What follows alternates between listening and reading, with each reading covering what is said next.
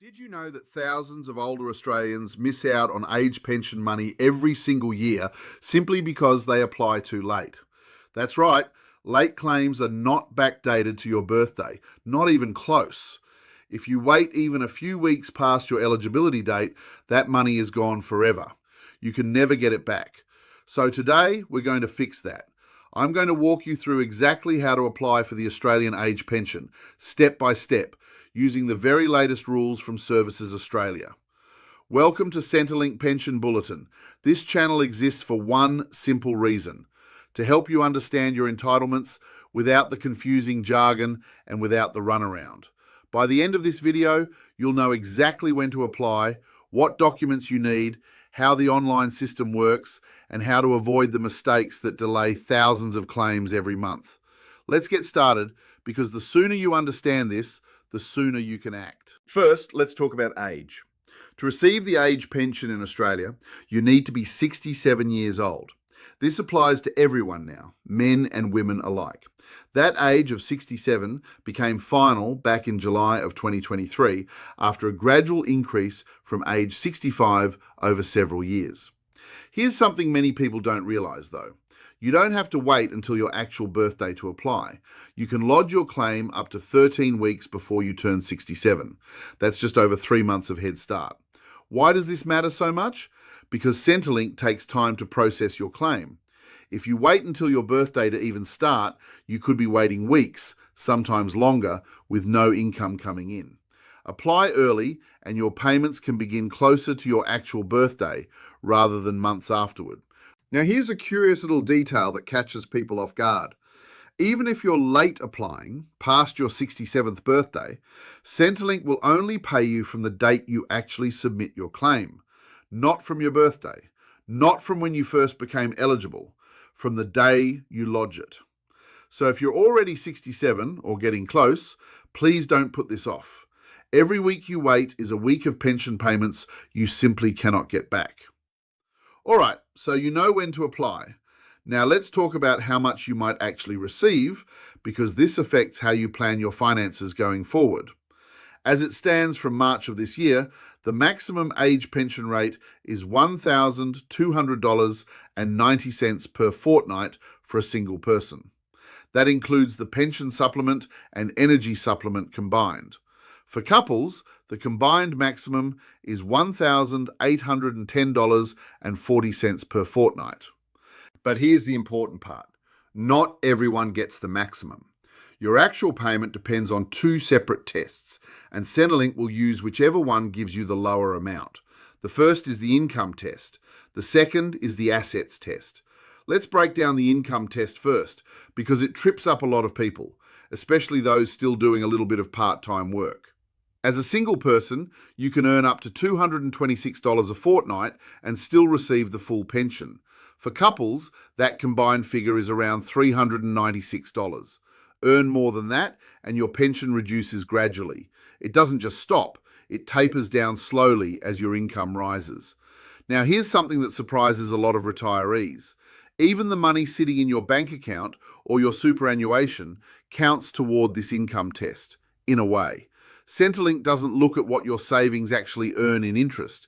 Instead, they use something called Deeming. Deeming assumes your financial assets earn a set rate of return, whether they actually do or not.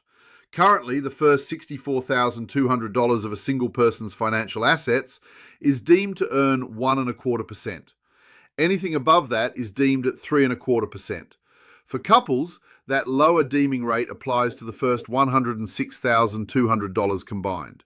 This can actually work in your favour if your investments aren't performing brilliantly, but it can also work against you if you're sitting on cash earning very little in real terms.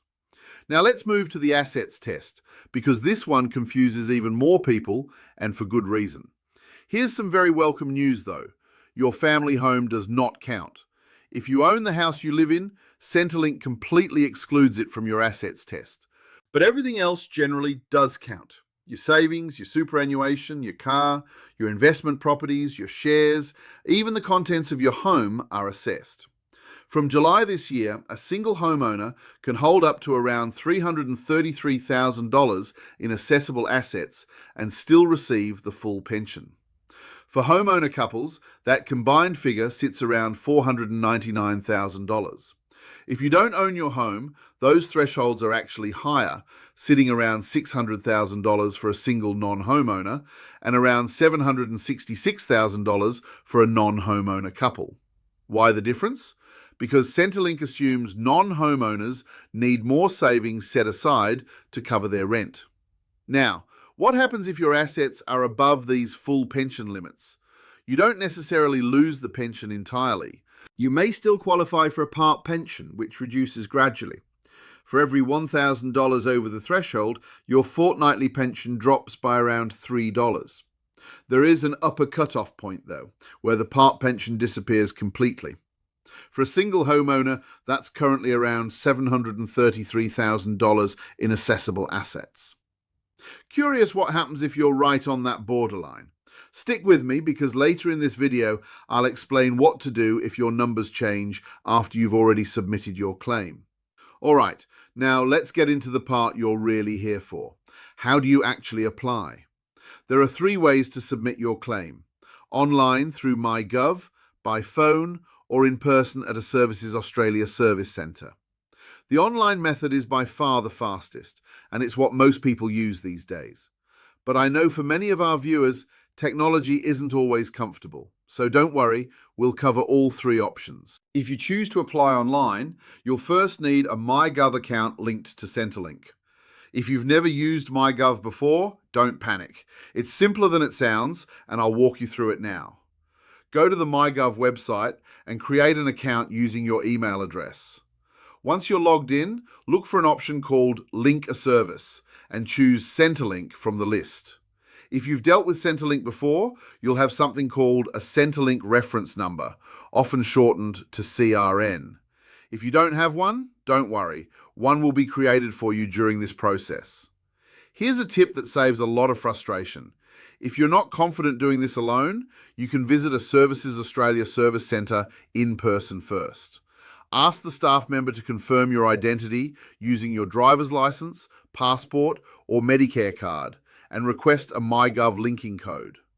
Write that code down carefully, then go home and use it to link your account. This little step means you'll likely never need to visit in person again for this particular process. Once your Centrelink account is linked to myGov, here's exactly what to do. Sign into myGov, look for the option that says Make a Claim or View Claim Status and select it. Then look under the section called Older Australians and select Get Started. From there, you'll simply follow the prompts. Now, before you dive in, let's talk about the documents you'll need ready, because having these prepared in advance is the single biggest thing you can do to avoid delays. You'll need proof of identity, such as your passport, driver's license, or birth certificate. You'll need details of your residency history, including dates you arrived in Australia and any time spent living overseas. You'll need income details, including any superannuation pension statements, employment income, rental income, or foreign pensions. And you'll need asset details. This includes bank account balances, superannuation balances, investment values, and property details aside from your own home. If you have a partner, even if they aren't applying for the pension themselves, you'll still need to provide their information too. Centrelink assesses couples together as a combined household. Here's something worth knowing. You don't have to complete your entire application in one sitting. You can save your progress and come back to it later. However, and this is important, you must submit your completed claim within 13 weeks of starting it. If you don't, your claim will expire and you'll need to start completely from scratch. So set yourself a little reminder if you're taking your time filling it out. Don't let those 13 weeks slip by without noticing. Once you submit your claim, you'll receive a receipt with a claim identification number.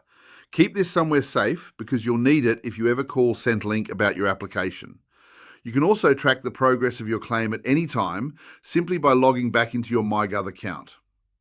Now, what if applying online just isn't for you? That's perfectly fine. You can call Services Australia directly on 132 300 Monday to Friday between 8 in the morning and 5 in the evening. A staff member can either help you complete the application over the phone or send you paper forms to fill out and post back. If you prefer face-to-face help, you can visit any Services Australia service centre. Bring all your documents with you and staff can assist you directly, even scanning your documents on the spot. One small tip here. Wait times at service centres can sometimes be long, so booking an appointment online ahead of time is genuinely worth doing. Now here's a curiosity worth mentioning.